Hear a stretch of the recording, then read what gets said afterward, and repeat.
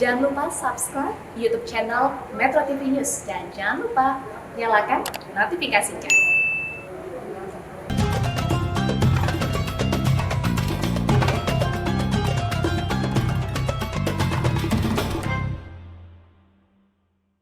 Dipersembahkan oleh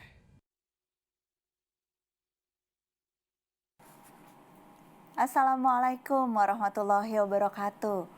Terima kasih untuk teman-teman semua yang selalu setia ikut belajar bersama di Tafsir Al-Misbah. Kita mendekati episode-episode akhir dari bulan Ramadan ini teman-teman. Dan ada rasa bahagia tentu sudah berhasil mengkaji begitu banyak ayat-ayat Al-Quran.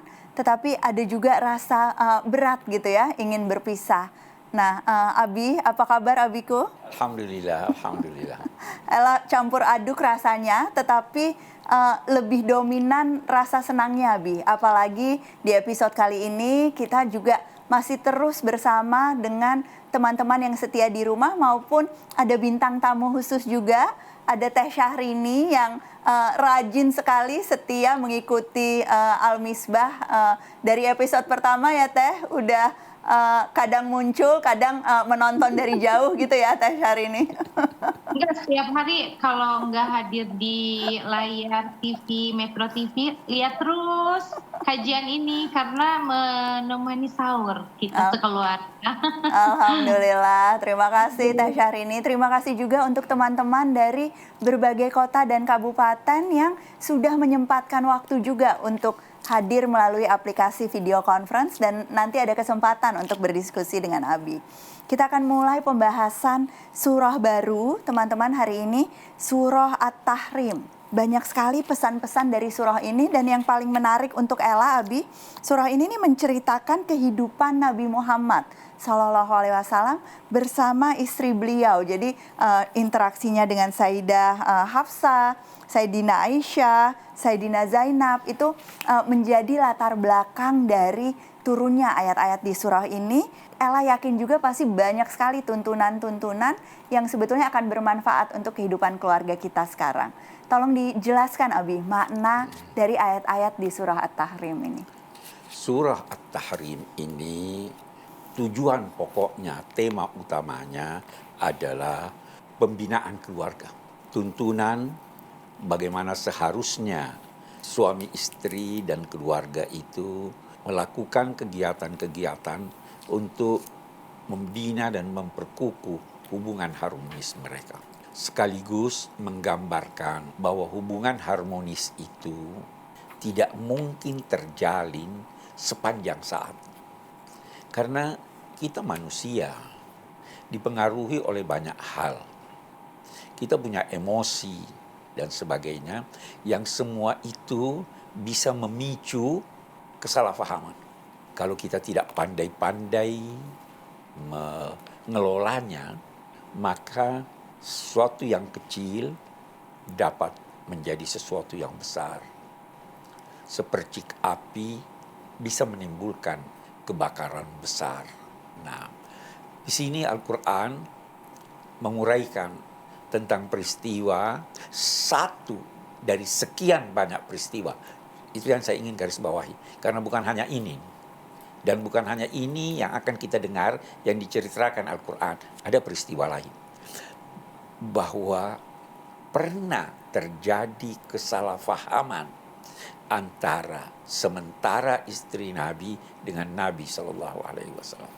Ayat kita ini dimulai dengan firman Allah yang menegur Nabi SAW. Ya ayyuhan Nabi, lima tuharrim ma ahallallahu lak tabtaghi mardati azwajik wallahu ghafurur rahim. Wahai Nabi, kenapa engkau mengharamkan apa yang dihalalkan Allah kepadamu? Karena ingin menyenangkan, ingin memperoleh ridha istri-istrimu. Betapapun setelah menyampaikan teguran ini, bersegera Allah menyatakan wallahu ghafurur rahim. Allah Maha Pengampun lagi Maha Penyayang. Nah, mengapa ayat ini turun? Paling tidak ada dua riwayat. Riwayat yang pertama menyatakan bahwa, atau kita terangkan dulu, istri-istri Nabi itu tinggal di kamar-kamar di samping masjid tadinya. Nanti setelah diperlebar sudah masuk di dalam masjid. Setiap istri ada kamarnya.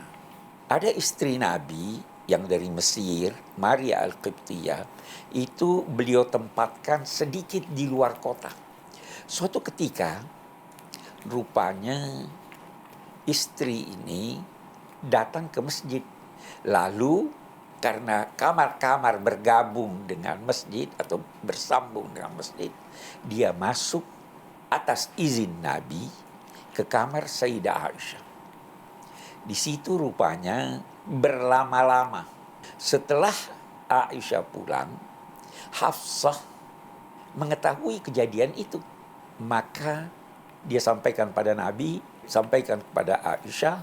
Maka Nabi berkata, sejak sekarang saya tidak akan menggauli lagi istri saya itu, Maria Al-Qibtiyah. Nah, di sini turun teguran. Jadi ada kecemburuan, ada keinginan Nabi untuk menyenangkan hati istrinya yang kemudian membuat beliau berjanji untuk tidak menggauli istrinya yang lain. Itu riwayat pertama. Riwayat kedua, memang antar sesama istri ini selalu ada saling cemburu. Bahkan istri Nabi yang sudah meninggal pun masih dicemburui. Itu Sayyidina Aisyah Khadijah, terkenal sangat cemburu kepada Sayyidah Khadijah yang sudah meninggal. Ngapain kamu sebut-sebut itu orang tua, sudah ada penggantinya lebih baik dari dia. Itu kalau Nabi menyebut-nyebut Khadijah, Nabi marah. Tidak ada yang lebih baik dari Khadijah. Kalian tidak memberi saya anak. Dia memberi saya anak. Kalian tidak membantu saya dalam dakwah. Khadijah berdiri di samping saya, membantu saya, tenaga, pikiran, dan hartanya. Apalagi yang hidup. Ada klik-klik antar mereka. Okay. Aisyah sangat akrab dengan Hafsah. Ada lagi Zainab yang dikenal sangat cantik. Nabi kalau bertemu Zainab, ini orang dua ini radhiyallahu anhuma itu cemburu. Maka mereka bersepakat kalau Nabi datang, beritahu aromanya kurang enak. Karena makan madu atau apa gitu ya, riwayatnya. Makan madu di tempatnya Sayyidah Zainab, kemudian Sayyidah Hafsah dan Sayyidah Aisyah dengan sengaja mengomentari itu sebagai sesuatu yang negatif. Betul. Nah, maka ketika itulah Nabi berjanji, sudah saya tidak akan lagi memakan atau berada di rumah Zainab, di kamar Zainab, demi ketenangan, menyenangkan istri-istrinya. Ini menarik sekali kisahnya, Abi. Pasti banyak yang penasaran. Lanjutan kisahnya seperti apa, tuntunan Al-Qur'annya yang kemudian menjadi pesan-pesan yang perlu kita praktekkan seperti apa. Jangan kemana-mana teman-teman, tetap di Tafsir Al-Misbah. Kami akan kembali sesudah jeda berikut ini. Apakah, pertanyaan aku, rasa cemburu ini termasuk ke dalam penyakit hati atau diwajarkan oleh Islam?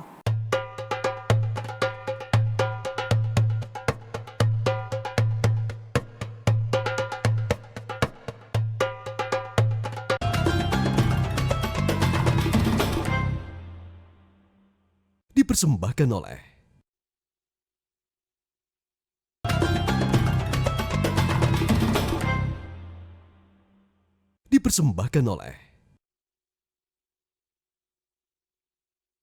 Masih di Tafsir Al-Misbah teman-teman, masih membahas ayat-ayat Al-Quran dari surah At-Tahrim, surah ke-66 yang menceritakan tentang kehidupan Nabi Muhammad SAW. Kehidupan Nabi yang mudah-mudahan menjadi teladan dan menjadi pelajaran untuk kita semua. Saya ingin mulai dengan pertanyaan. Saya tahu Teh Syahrini dari tadi tekun mengikuti dan pasti udah nggak sabar ingin bertanya ya Teh. Boleh Teh, Teh Syahrini nanya duluan sama Abi. Oke. Assalamualaikum Mbak Ella. Waalaikumsalam. Waalaikumsalam warahmatullahi. Masya Allah, senang sekali bertemu lagi sama Abi dan pemirsa Metro TV dimanapun berada pastinya yang sedang menyaksikan acara Tafsir Al-Misbah. Tentunya mudah-mudahan pertanyaan aku kali ini mewakili semua ibu-ibu atau orang-orang yang sedang berumah tangga baru memulai seperti kami, kemudian juga para wanita-wanita di luar sana yang profesinya tentunya sebagai istri, dan pastinya di dalam kehidupan berumah tangga pasti ada rasa-rasa atau bumbu-bumbu yang terjadi antara suami dan istri, yaitu rasa cemburu seperti yang dikisahkan oleh istrinya Nabi. Juga apakah, pertanyaan aku, rasa cemburu ini termasuk ke dalam penyakit hati atau diwajarkan oleh Islam? Seperti itu Abi kira-kira. Jadi kalau Teh Syahrini ini nggak cemburuan, Bi, tapi teman-temannya yang nitip pertanyaan gitu. Bapak para suami kan Salah kadang-kadang. kalau tidak cemburu. Salah kalau nggak cemburu tuh, Harus Teh. cemburu. Harus cemburu. Gimana, ya. Bi? Nabi pun cemburu. Abi pun cemburu. Nah, mari kita lihat dulu. Kenapa kita berkata harus? Dalam beberapa episode yang lalu saya pernah berkata, cemburu itu air yang menyuburkan cinta. Kalau Anda tidak cemburu, kalau Anda acuh tidak peduli, itu berarti cintanya tidak bergelora. Jadi perlu cemburu. Yang dilarang itu cemburu yang tidak berdasar. Tetapi cemburu itu sendiri wajar dan bagus. Bahkan Nabi pernah cemburu pada Aisyah. Apa itu cemburunya? Pernah suatu ketika Nabi masuk di kamar, beliau menemukan seorang lelaki bersama Sayyidah Aisyah. Terlihat wajahnya berubah. Maka Sayyidah Aisyah meluruskan, ini saudara saya sesusuan. Jadi memang bisa saja mereka bertemu dan sebagainya. Nabi memberi ucapan yang sebenarnya menunjukkan kecemburuannya secara nyata. Beliau berkata, hati-hatilah ketika mengaku sesusuan. Karena sesusuan itu ada syarat-syaratnya. Sehingga kalau tidak memenuhi syarat, maka dia tidaklah wajar dinamai sesusuan. Jadi apa yang saya ingin katakan, cemburu. Ada seorang sahabat Nabi pernah berkata begini, kalau saya menemukan istri saya selingkuh, saya tidak akan sempat untuk mencari 4 orang saksi. Kalau saya keluar cari, udah selesai perselingkuhan. Jadi saya akan langsung saja menghunus pedang, membunuh. Kata Nabi, kalian heran melihat kecemburuan. Saya pun lebih cemburu.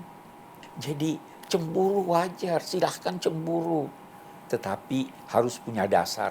Tidak sedikit-sedikit cemburu. Sedikit-sedikit cemburu ada dasarnya atau tidak ada dasarnya. Itu dalam agama. Di sini kita kembali berkata, istri-istri Nabi itu cemburu. Tetapi apa yang ditegurkan ini adalah kecemburuan yang berlebihan. Kecemburuan yang menjadikan Nabi karena cintanya dan enggan terjadi kesalahpahaman itu sehingga beliau mengalah. Beliau pada akhirnya mengharamkan apa yang telah Allah halalkan. Mungkin kita bisa lanjut sambil berkata begini. Ayat ini juga menunjukkan bahwa tidak usah terlalu ketat dalam beragama. Nikmati hidup ini. Kenikmatan adalah anugerah Allah. Terima itu. Santailah. Seorang sahabat Nabi pernah datang kepada Nabi mengaku, saya sudah celaka wahai Nabi. Kenapa? Saya melakukan pelanggaran. saya melakukan ini dan itu. Kata Nabi, kalau kamu bertobat, diterima tobatmu. Dan memang orang perlu santai, kata Nabi. Sa'atan fasa'a. Kalau terus-terus serius, tidak ada canda, gelap hidup ini. Jadi perlu Tuhan menghidangkan dalam kehidupan kita ini aneka kenikmatan. Nikmati itu sambil melaksanakan tuntunan agama sekuat kemampuan kita. Jadi begitu ya. Menikmati rasa cintanya, menikmati cemburu dan rayuannya sesudah dicemburui juga boleh ya, Bi? Iya, jadi perlu cemburu, jangan tidak cemburu. Nanti direbut orang. Oke, kita kembali lanjut, ke ayat Bi, lanjut ayat-ayat awal ini, Bi. Apalagi tuntunannya, Bi? Kita lihat, wallahu ghafurur rahim, Allah maha pengampun, lagi maha kasih. Baru dikatakan, qad faradallahu lakum tahillata aimanikum. Wallahu maulakum wa huwal alimul hakim. Karena kamu bersumpah, wahai Nabi Muhammad, atau siapapun, Allah telah mewajibkan suatu cara, suatu tuntunan untuk membebaskan kamu dari tanggung jawab sumpahmu. Yaitu apa? Berpuasa 3 hari berturut-turut. Kamu sudah tahu itu, wahai Muhammad sallallahu alaihi wasallam, Allah telah mewajibkan ini, telah mensyariatkan ini, maka laksanakan itu supaya kamu kembali bisa melakukan apa yang tadinya kamu haramkan atas dirimu. Perlu saya garis bawahi, yang dimaksud dengan mengharamkan di sini bukan mengharamkan atas nama agama. Saya pun misalnya bisa berkata begini, saya haramkan gula atas diri saya. Gula halal, buat saya halal, tetapi saya haramkan dalam arti saya tidak mau makan gula yang biasa itu. Tetapi saya menghalangi diri saya memakannya karena saya ada sakit gula, diabetes. Jadi itu yang dimaksud oleh Nabi, bukan mengharamkan secara syariah. Yang menghalalkan dan mengharamkan secara syariah itu hanya Allah Subhanahu wa taala. Kalau Rasul ada mengharamkan, maka itu karena perintah Allah untuk disampaikan demikian.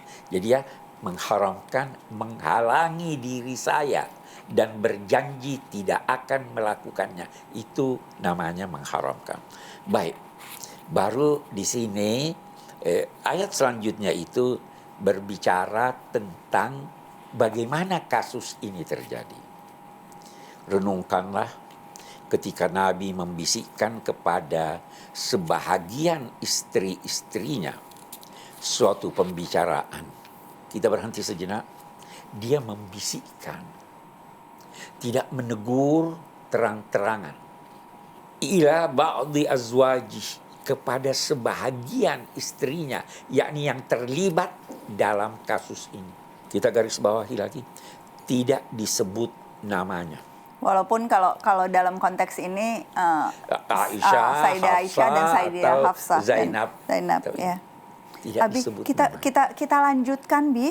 Ini masih banyak uraian-uraian tentang apa yang terjadi kepada Nabi Muhammad SAW dan istri-istrinya.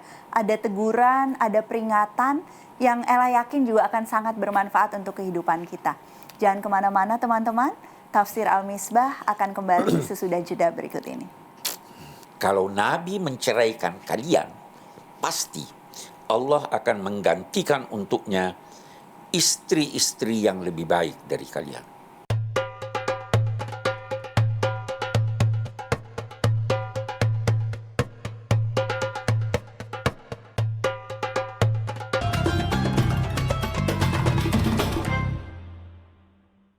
Dipersembahkan oleh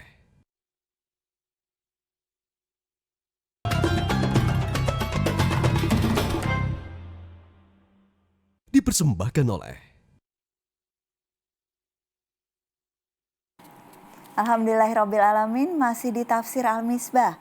Belajar bersama, mengkaji pesan, kesan, dan keserasian ayat-ayat Al-Quran. Kita akan lanjutkan pembahasan Quran Surah At-Tahrim. Mari Abi, silahkan dielaborasi, dijelaskan kepada kita makna dari ayat-ayat awal ini. Jadi ayat 3 itu menguraikan kisahnya. Renungkanlah, ingatlah, tariklah pelajaran. Kata iz di situ ketika Nabi membisikkan kepada sebahagian istri-istrinya tanpa menyebut siapa namanya. Kalau ada suatu rahasia yang bisa mencemarkan nama baik seseorang, jangan sebut namanya. Itu satu. Yang kedua, kata Syekh Sya'rawi, kalau ada ayat yang menyebut nama, bukan gelar, nama seseorang, maka peristiwa itu tidak akan terulang lagi. Tapi kalau tidak disebut namanya, maka peristiwa itu bisa berulang dan berulang. Hal yang semacam ini tidak disebut namanya oleh Allah. Kalau begitu, ini bisa terulang dalam kehidupan rumah tangga kita, rumah tangga saya, rumah tangga Anda, rumah tangga dia, dan sebagainya. Falamma nabba'at bihi wa azharahullahu alaihi, ketika dia, sang istri, menyampaikan apa yang Nabi katakan, rahasiakan, jangan sampaikan orang, lalu Allah menampakkannya kepada Nabi, yakni memberitahukannya kepada Nabi. Nabi arrafa ba'dahu wa a'rada an ba'd. Nabi tidak menceritakan semua apa yang mereka bicarakan, sekedar menyampaikan bahwa saya sudah tahu semuanya. Antara lain, kamu bilang begini, kamu bilang begini. Sekali lagi, tidak membongkar semuanya. Jadi menyampaikan teguran pun sudah jelas salah, itu tetap dengan menghormati, tetap dengan batasan-batasan. Ya, dan tetap untuk menjaga hubungan harmonis. Menjaga hubungan harmonis. Ya, arrafa ba'dahu wa a'rada an ba'd. Falamma nabbaha bihi, ketika Nabi menyampaikan hal tersebut atau sebagian dari hal tersebut kepada istrinya ini, kepada Hafsah, qalat, dia berkata, siapa yang beritahu kamu ini? Dia yakin bahwa Aisyah tidak mungkin memberitahu karena dia punya sahabat. Maka Nabi berkata, yang memberitahu saya adalah Al-Alimul Khabir. Allah yang maha mengetahui, yang mengetahui yang jelas maupun yang tersembunyi, yang besar maupun yang kecil. Baru dilanjutkan, bertobatlah. Jangan ulangi kesalahan ini. Kalau kalian berdua bertobat, maka itu menunjukkan bahwa hati kalian telah cenderung kepada kebaikan. Tapi kalau kalian berdua bersekongkol untuk melukai hati Nabi, fa innallaha, maka ketahuilah bahwa Allah adalah pelindung Nabi. Allah dekat kepada Nabi. Demikian juga Jibril dekat kepada beliau. Begitu juga salihul mu'minin, orang-orang mukmin yang saleh, dan malaikat setelah itu semua akan mendukung beliau. Baru diberi sedikit ancaman. Asa rabbuhu in talaqakunna. Pasti kalau Nabi menceraikan kalian, pasti Allah akan menggantikan untuknya istri-istri yang lebih baik dari kalian. Apa itu? Bagaimana sifatnya? Muslimat, wanita-wanita yang menyerahkan dirinya kepada Allah. Mukminat, wanita-wanita yang percaya kepada Allah. Qanitat, wanita-wanita yang taat kepada Allah dan taat kepada suaminya dalam kebaikan tentunya. Taibat, wanita-wanita yang taubat. Abidat, wanita-wanita yang selalu beribadat. Saihat ini banyak makna yang dikemukakan ulama. Ada yang berkata saihat itu selalu bermusyawarah, tidak jalan sendiri. Itu satu. Ada lagi yang mengartikan saihat itu berpuasa. Ada lagi yang mengartikan saihat itu melakukan turisme, perjalanan turisme. Okay. Jadi dibolehkan ya, Bi? Ya, dibolehkan dengan syarat-syaratnya tertentu. Untuk apa? Boleh. Tujuannya menarik pelajaran dari apa yang dilihatnya dalam perjalanan itu. Okay. Itu artinya saihat. Siyaha itu turisme. Ada yang mengartikannya begitu. Thayyibat, janda-janda. Wa abkara, dan gadis-gadis. Kata ulama, kita lihat di sini sekian banyak sifat. Mulai muslimat, mukminat, qanitat, taibat, abidat, saihat, sayyibat. 7 sifat. Yang ke-8 pakai waw, wa abkara. Dia tidak berkata muslimat, wa mukminat, wa qanitat. Kenapa yang 7 ini tidak pakai dan kenapa yang terakhir abkara pakai dan? Sementara ulama berkata bahwa Yang tidak pakai dan itu menggambarkan kesempurnaan sifat-sifat itu. Oke. Sempurna dia sebagai yang taat. Sempurna dia sebagai yang muslimah, yang mukminah, yang qanitah dan sebagainya. Jadi menggambarkan kesempurnaannya. Lah, kenapa abkara pakai waw? Dijawab, itu juga sempurna. Hanya di sini. Dalam bahasa Al-Quran, 7 itu menunjukkan sudah banyak. Pernah kita terangkan arti Betul. 7 dulu, kalau selain dari hukum. Maka, ada lagi kata mereka, karena 7 sudah menunjukkan banyak dan sempurna, maka kalau yang ke-8 dipakaikan waw. Oke. Itu namanya waw samania. Waw yang menyertai yang ke-8 yang disebut. Oke. Jadi Nah. itu uraiannya, Bi. Ella ingin berhenti di sini, Bi. Oke. Ingin memberi kesempatan kepada teman-teman yang sudah ikut hadir melalui aplikasi video conference. Pasti ada pertanyaan-pertanyaan mengenai uraian Quran Surah At-Tahrim. Kita sudah bahas dari ayat 1 sampai dengan ayat 5. Silahkan teman-teman. Perkenalkan, saya Masri.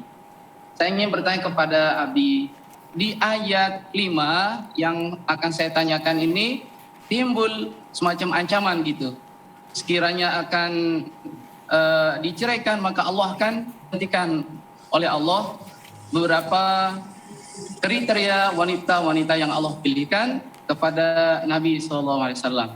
Nah, jika Nabi SAW menceraikan istri-istrinya, apakah ini bisa menjadi kriteria yang disebutkan itu bisa menjadi tuntunan kita sebagai umatnya di dalam mencari jodoh? Oke. Terima kasih Mas pertanyaannya.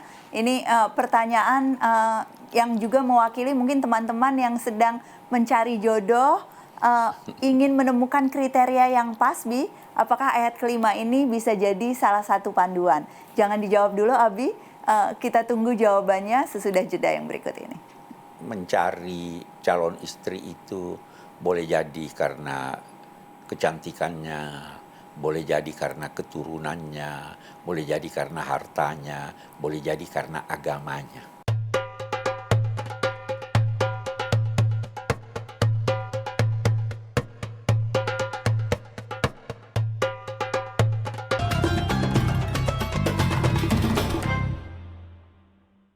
Dipersembahkan oleh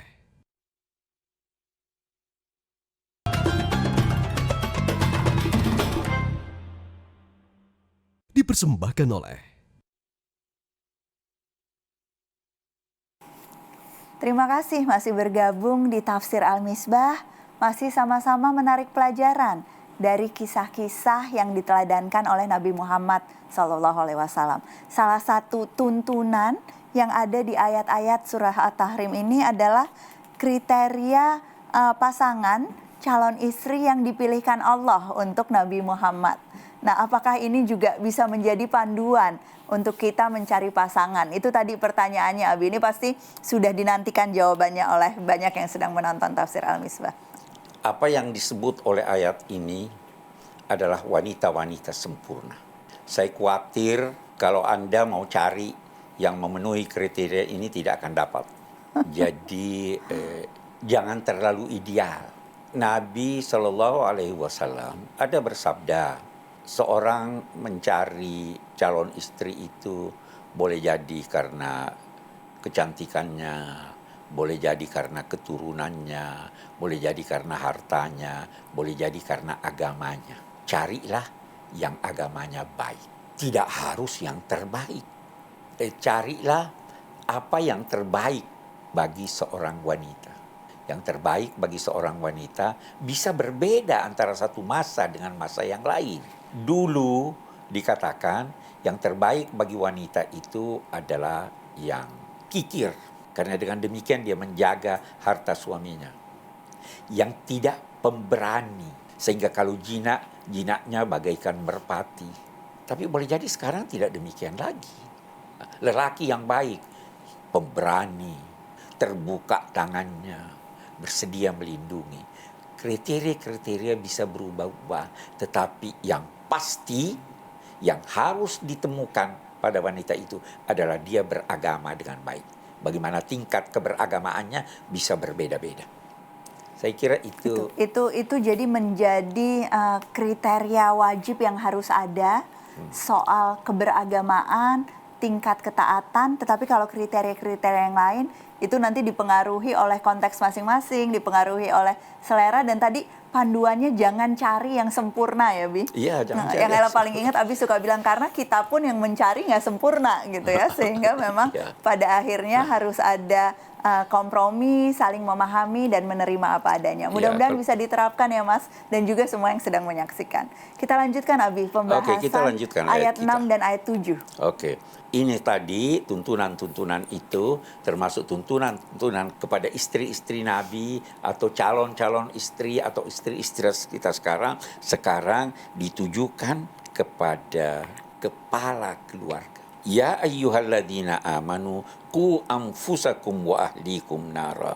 Wahai orang-orang yang beriman, peliharalah dirimu dan keluargamu dari sengatan api neraka yang bahan bakarnya adalah manusia dan batu-batu, antara lain berhala-berhala yang disembah itu menjadi bahan bakar neraka. Di sana ada malaikat-malaikat yang kasar, kuat. Mereka itu tidak mendurhakai Allah menyangkut apa yang mereka lakukan, apa yang diperintahkan kepada mereka, dan mereka melakukan apa yang diperintahkan kepada mereka. Malaikat-malaikat ghilaz, hatinya tidak mengenal rahmat, syidad, kuat. Dia melaksanakan persis apa yang diperintahkan Allah. Sampai-sampai ada ulama berkata, malaikat itu dalam 2 tanda petik, sambil kita beristighfar, kalau kita keliru dalam merumuskan kata ini, malaikat itu seperti robot, tidak punya inisiatif. Pokoknya Allah suruh, dia kerjakan. Allah larang, dia tidak kerjakan. Dan ini gambaran tentang malaikat-malaikat di ayat ini yang menjaga neraka ya. Jadi memang betul-betul menjalankan hukuman, betul-betul tega gitu ya, Bi, karena memang orang-orang yang pantas untuk mendapatkan perlakuan seperti itu. Abi, Ella ingin berhenti di sini dan memberi kesempatan kepada Teh Syahrini.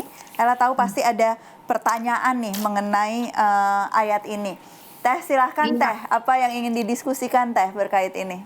Betapa seram ya sebagai seorang imam atau kepala keluarga yang mengimami kami sebagai makmumnya, apabila dia tidak menjalankan perintah Allah sebagaimana mestinya, karena tanggung jawab kepala keluarga untuk menjaga keluarganya dari panasnya api neraka ini memaknai ungkapan ini.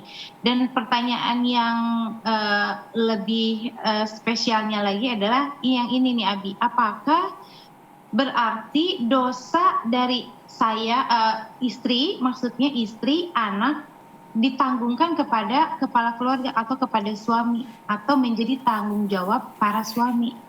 Seperti itu atau bagaimana? Aku bertanya kan kepada suami, sayang, tanggung jawab sayang itu besar karena dosaku, dosa anak-anak itu menjadi tanggung jawab. Aku keenakan sekali. Menolak ya Teh, terlalu berat kayaknya tanggung jawab kepala keluarga. Tanggungkan ke aku ini bagaimana Islam mengaturnya, Abi? Yang pertama dulu, saya ingin garis bawahi pertanyaannya ditanggung oleh suami. Kalau ditanggung itu berarti dosa itu dipikul suami dan istri yang membangkang sudah tidak kena ini karena sudah ditanggung suami. Diambil alih. Karena ditanggung kan? Nah, tidak demikian itu halnya. Oke. Apa yang dimaksud dipikul oleh suami, itu pun dipikul oleh suami kalau dia lalai dalam tanggung jawabnya.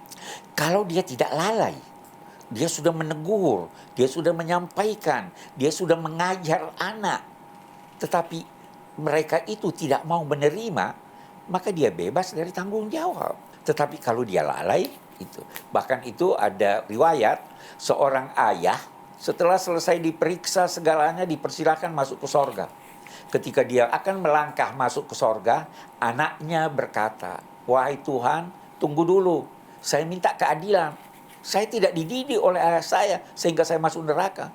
Seandainya dia didik saya akan ikut juga ke sorga. Nah, di situ diminta pertanggungan jawab ayah. Kenapa kamu tidak didik anakmu? Jadi ditanggung dosanya dalam arti dia memikul dosa akibat kelalaiannya, dan yang melanggar pun itu memikul dosanya. Itu maknanya ya. Okay. Silahkan Bi, kita lanjutkan makna-makna lanjutan dari ayat ini.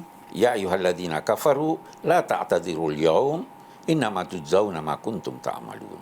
Wahai orang-orang kafir, orang-orang yang durhaka, baik durhaka karena tidak mengakui keesaan Allah, maupun durhaka mengakui keesaan Allah tetapi memiliki dosa-dosa kedurhakaan, janganlah kalian berdalih ketika ini. Jangan kalian meminta maaf kali ini. Masa untuk pemberian maaf, pengampunan sudah berlalu.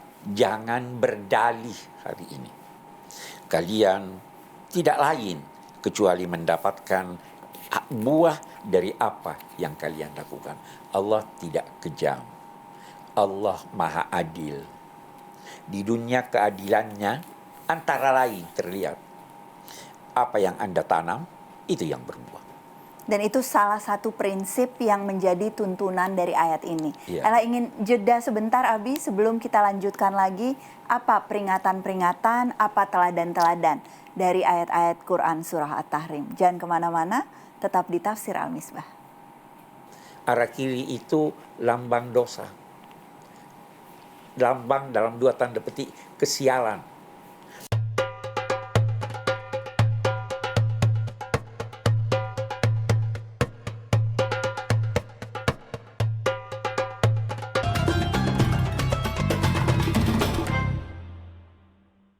Dipersembahkan oleh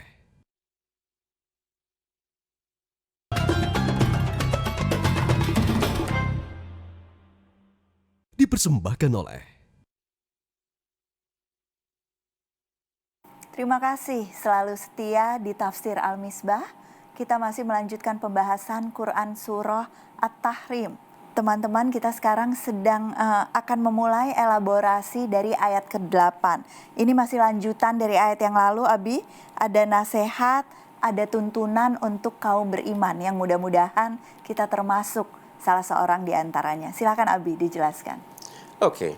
Setelah tadi memberikan peringatan kepada orang-orang kafir di ayat 7 itu, dan setelah sebelumnya mewajibkan orang-orang beriman untuk memelihara diri dan keluarga, yang boleh jadi dalam konteks pemeliharaan itu mereka berkekurangan atau lalai, maka pada ayat 8 ini Allah mengajak semua yang beriman. Wahai orang-orang yang beriman, bertaubatlah kepada Allah taubatan nasuha, taubat yang tulus. Kita berikan ilustrasi apa yang dimaknai taubat yang tulus. Ilustrasinya kira-kira seperti ini.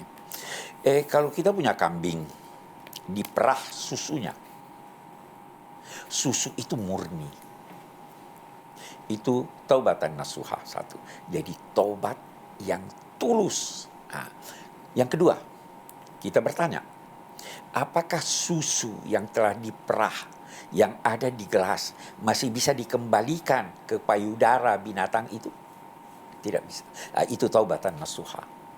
Dalam arti, kalau sudah ditinggalkan dosa itu, sudah meminta secara tulus agar supaya diampuni oleh Allah, maka yang bersangkutan tidak akan mengulangi lagi dosanya. Nah, ini yang dimaksud. Bertaubatlah kepada Allah dengan taubat yang tulus, sehingga kalau kamu sudah bertaubat dengan tulus itu, jangan sampai kamu ulangi lagi kesalahan yang lalu. Itu makna taubatan nasuha. Asa rabbukum ayyukaffira ankum sayyi'atikum. Ada lagi kata asa dikaitkan dengan rabbukum. Kita biasa terjemahkan mudah-mudahan Tuhanmu mengampuni kamu. Tetapi karena asa dikaitkan dengan rabbukum, maka itu berarti kepastian. Pasti kalau kamu melakukan hal-hal yang disebut di atas, melakukan taubatan nasuha, pasti Allah menutupi dosa-dosa kamu. mengampuni kamu dan memasukkan kamu ke dalam sorga yang mengalir di sekelilingnya sungai-sungai. Ketika itu Allah tidak akan menampakkan Kekurangan suatu kamu. sikap yang mengandung pelecehan kepada Nabi dan orang-orang yang beriman yang bersama dia. Cahaya mereka itu yas'a baina aidihim.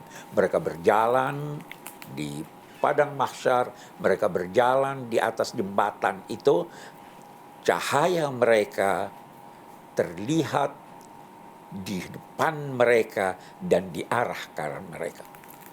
Cahaya yang benderang yang ada di arah mereka, di depan mereka, dan di arah kanan mereka. Di arah kirinya tidak ada. Arah kiri itu lambang dosa. Lambang dalam 2 tanda petik kesialan. Tidak ada di sebelah kirinya karena sudah dipenuhi jalannya di depan dan di sebelah kanan cahaya. Yaquluna, mereka itu berdoa, Rabbana atmim lana nurana. Ya Allah, sempurnakanlah buat kami cahaya kami. Kenapa dikatakan sempurna? Karena yang berjalan itu cahayanya berbeda-beda. Cahaya Nabi berbeda, cahaya Siddiqin berbeda, cahaya syuhada berbeda, cahaya solihin berbeda, bertingkat-tingkat. Maka semua meminta melihat, loh, itu ada cahaya yang lebih besar tuh. Ya Allah, berikan kami cahaya yang lebih besar itu. Sempurnakan cahaya kami. Waghfir lana innaka ala kulli syai'in qadir. Dan ampunilah kami, sesungguhnya Engkau Maha Kuasa atas segala sesuatu. Itu tuntunan sekaligus ganjaran yang dijanjikan Allah bagi mereka yang mengikuti tuntunan-tuntunan surah ini. Amin, amin. Mudah-mudahan kita termasuk golongan yang seperti ini, Abi. Ayat-ayat ini menggambarkan bahwa manusia tidak luput dari kesalahan, tidak luput dari kekeliruan, bahkan dalam konteks Nabi Muhammad SAW yang juga manusia dan istri-istri beliau yang luar biasa terhormatnya, tetapi juga mendapatkan teguran dan sekaligus peringatan untuk kita semua yang mencoba meneladani mereka. Ada doa yang sangat indah juga di akhir ayat tadi, Abi memohonkan cahaya kepada Allah Subhanahu wa Ta'ala, dan mudah-mudahan ini juga menjadi tuntunan yang sangat berarti untuk kita. Terima kasih Abi atas semua ilmunya. Terima kasih Teh Syahrini sudah bergabung hari ini di Tafsir Al-Misbah, Teh. Terima kasih juga untuk semua yang sudah setia menyaksikan. Insya Allah besok kami akan kembali lagi. Teh Syahrini ikut lagi, Teh, besok? Insya Allah ikut lagi. Insya Allah ikut lagi ya. Abi tentu akan hadir lagi bersama kita. Insya Allah. Saya Najla Shihab sudah mengantarkan Anda pada ujung episode ini. Kita akan lanjutkan esok hari. Quran Surah At-Tahrim selalu di Tafsir Al-Misbah besok pagi di Metro TV. Assalamualaikum warahmatullahi wabarakatuh.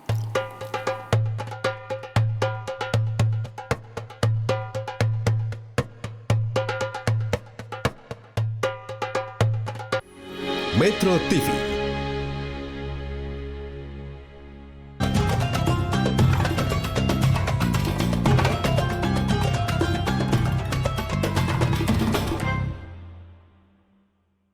Dipersembahkan oleh